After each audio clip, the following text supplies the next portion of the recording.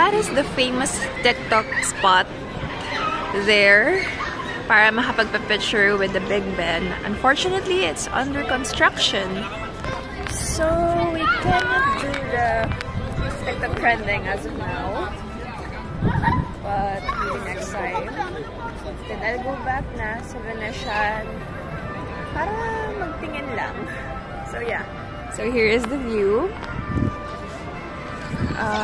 Very, Italy yung vibes. Wow, Italy.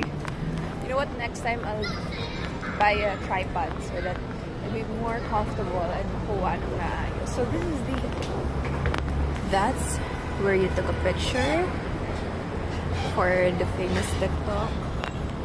But yeah, oh, that's COD.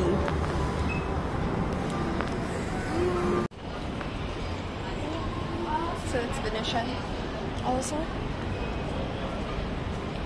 A while ago, a lot of like prenup is happening here. Kanina parang dalawang bride and groom yung dito to take some prenup videos and pictures. So yeah. I don't know if my good front cam, kung maayos siya. Let's take a picture later there kasi I find a good spot. Here, natin dito. Pero naglo ko yung yung camera ko kasi nilulog siya. Anyways, so here we are. Ganda dito. Mamaya na kayo. Picture ako. Maayos ba siya? Maayos siya, parang may nag-e-emote doon. Ayan.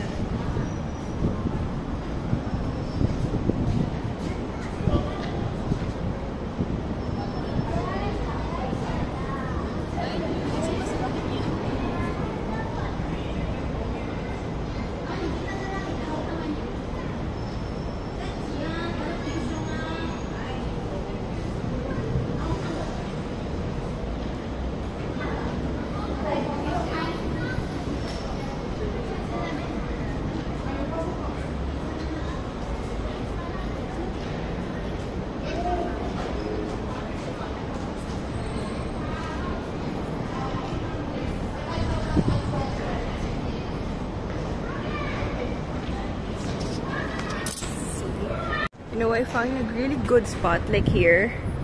But wala akong taga-picture. Wala rin akong tripod na dala. Ang galing.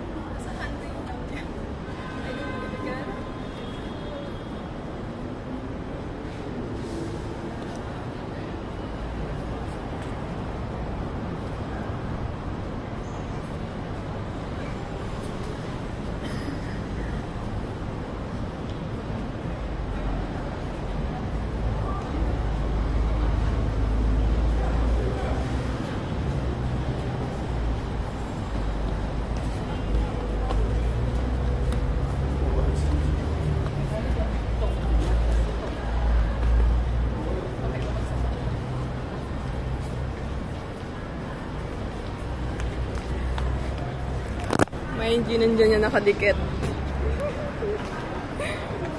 I hope I have a good shot. Let's see. Okay, the shot and the rail, it's not perfect, but I guess it's okay. Should I try here? I'll try sa rail na to. Ganun pa ganun na shot. Let's see if it's gonna stick.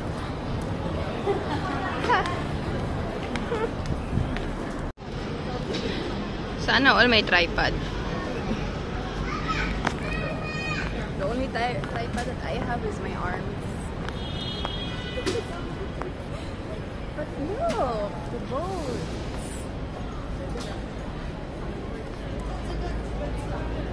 There.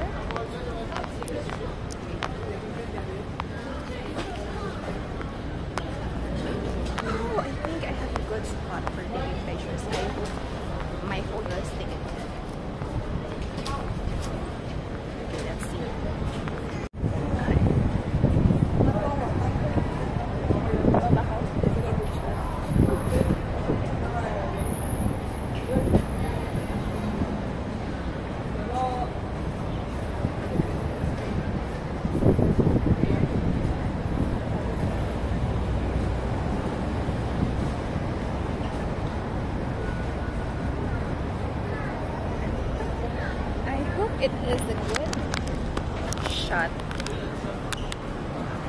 Tama ba dito? Let's hide here. Okay, let's emote here. Okay. I think we have a good spot.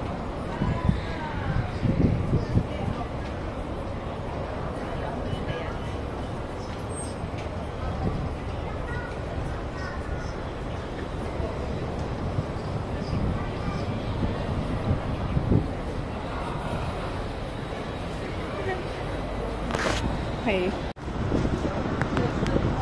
Okay, let's try this.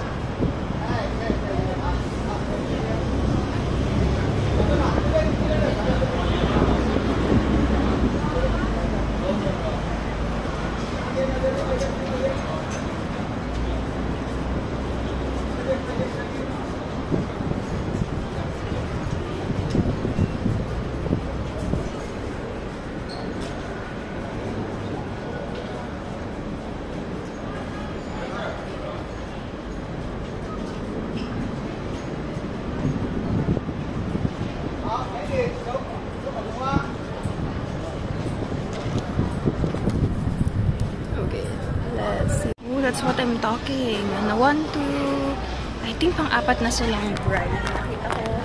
Oh, tatlo silang bride. Oh, apat na. 4 bride. Or 5 bride, I guess. The 1, 2, 3, and there is the 4 one nandun sa gilid.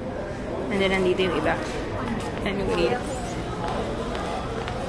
What time is it? Almost 4.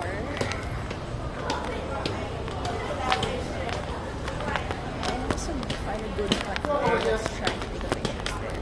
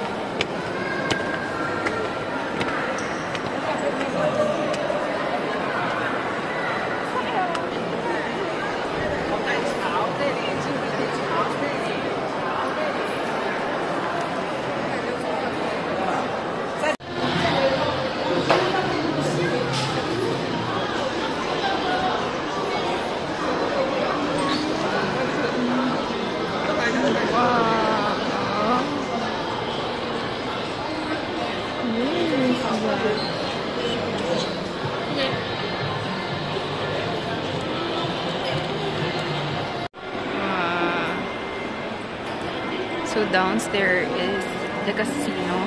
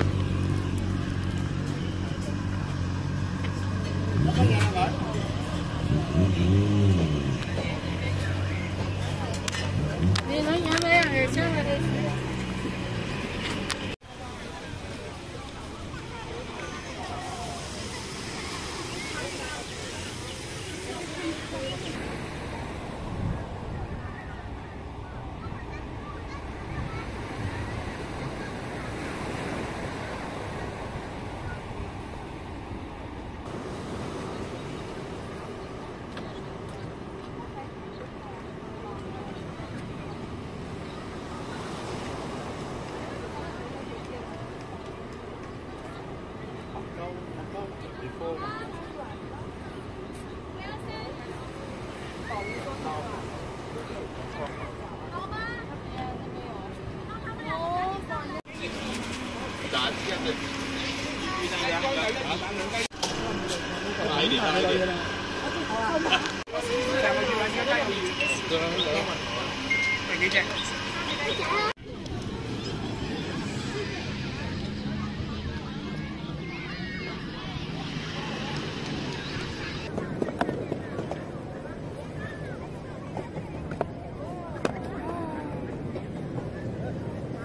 it's fresh.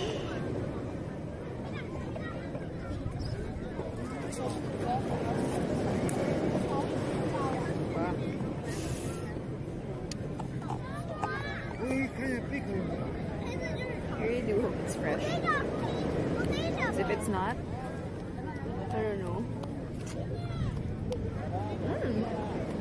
It's yummy.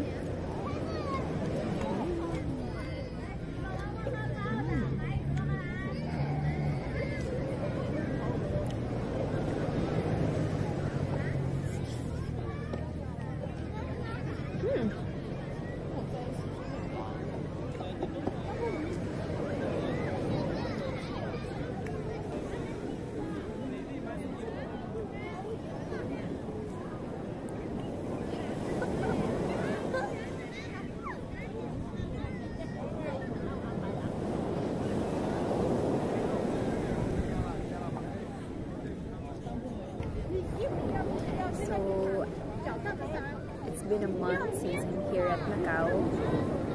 Grabe, isang buwan na yun ang bilis. Parang 3 months ago, 2 months ago, when I wasn't expecting to be here at all. Wasn't even planning. Parang I was so down, so sad. I can't say that miserable, but you know, yung state ko, yung kung nasan man ako 2 months ago, was so different where I am right now. I have a lot of things to reflect, things to learn. Wait, do you even hear me? Wait, let me check because as I was speaking a while ago, yung state ko 2 months ago, when it comes to work and I don't know, mental health na rin siguro was so different right now. I'm not saying na, oh, I am at my happiest. I am happy, but you know, there is a lot of fear, a lot of things going on, but I don't know, just trust God. I mean, it is valid to feel the feelings that I am feeling right now. It's valid naman, right? Pero, I don't know, every time na I pray and talk to God, it felt like it lifted my moods, it lifted my feelings. Ayun. And, so, it's been a month. Every day I try to reflect. Parang a month ago rin, being here now isn't actually my plan. Wasn't even planning, wasn't even dreaming about it. But I had the opportunity. If you don't know me, I was kind of a person who loved to take the risk. Which is, I don't know if it's a good or a positive way, but I mean a good side or like negative side, but yeah, sabi ko nung nakatanggap ako ng magandang opportunity, sabi ko, why not, bakit hindi? But of course, I have different plans, I have different goals, but it doesn't mean na I will stop aiming the goal that I actually want. But right now, I am just you know, trying to enjoy the moment, live with the moment, and you know, learn from the moments I am, because it felt like maybe in the future it has a purpose in the future na parang magagamit ko yung everything I've learned from this moment. So yeah, a month away with my family.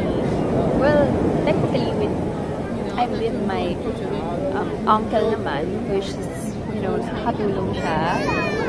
I mean, para hindi ako ganong makaramdam ng homesick. But of course, I still feel that.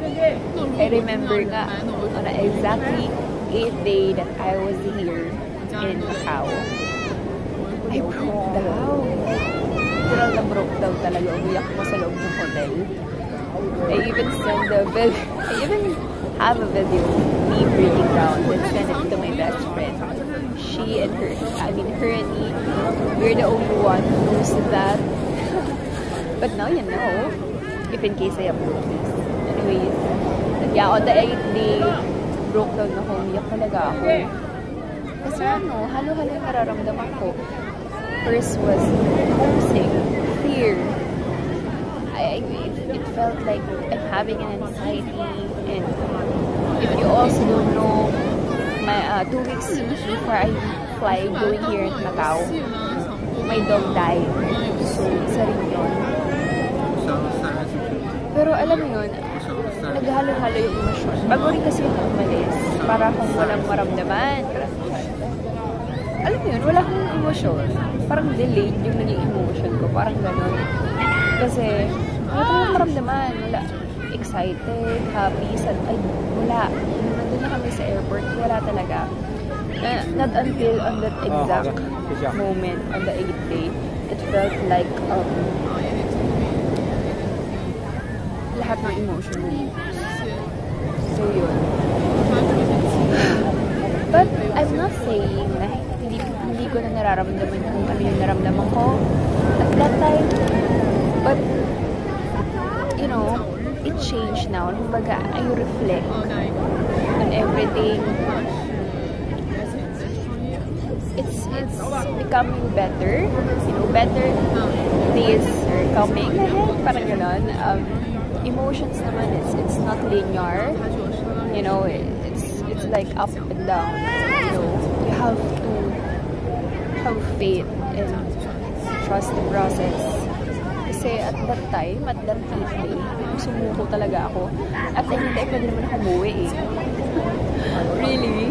Pero naisip ko, at what cost? I mean, I haven't even started yet, you know? Hindi ko pa nga ganun na-explore kung ano yung merong opportunity sa akin dito. So, bakit susuko agad? But still, you know, if I choose that way, if I choose that path before, I don't know, maybe I felt relief, or maybe I will feel regret. But right now I'm here, obviously I didn't choose that path. Pero I'm happy that I choose this path. You know?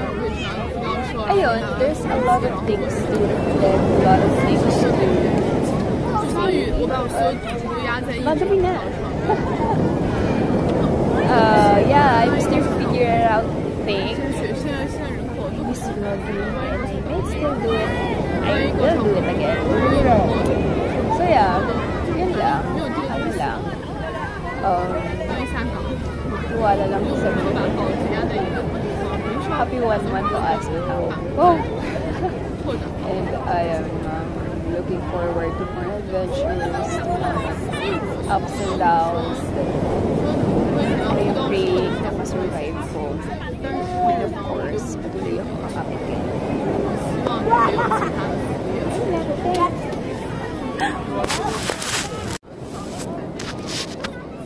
Okay, let's talk about the goal that I want to achieve before this year ends. First goal, medyo mag-astos agad.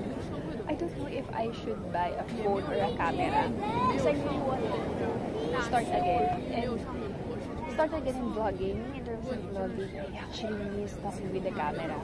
And now I have my own room. I have my own room here at Macau. And it's a pretty big one. Tapos, tahimik. Sobrang comfy. Ayun.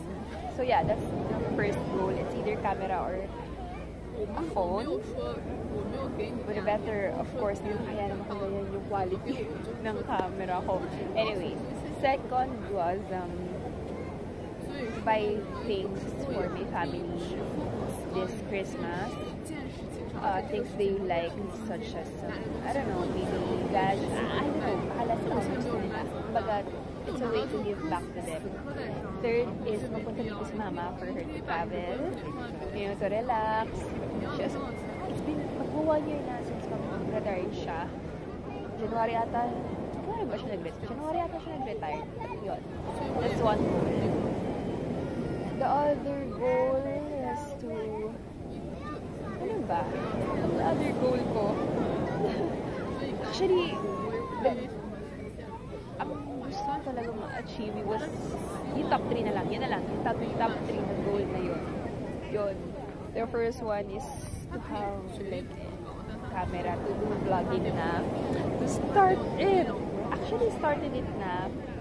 Kasi parang feeling ko, pag nag-i-edit talaga ako, grabe. Parang ibubuhos ko yung buong araw talaga sa pag-i-edit. Although hindi ako magaling na editor. Ganun. Yeah, I'll update you if makaisip ako ng other goals. So far, yun pa lang naman. Maybe to travel. Not maybe, but yeah, to travel. Well, now I'm starting it, you know, traveling here and there. Kami ng tito ko. So happy na and lucky to have my uncle. Yeah. Travel at China, China or Hong Kong. Yung China possibly next year. Yung Hong Kong, depends. It could be this year or next year also. But yeah. I'm loving the life here. Well, yeah. Ayun, yun lang. In fairness, ang mabait ng mga nagtitinda dito. Like, nagbababay, tsaka good thing, they're good in English. Because hindi ko alam kung paano kung kakain if hindi.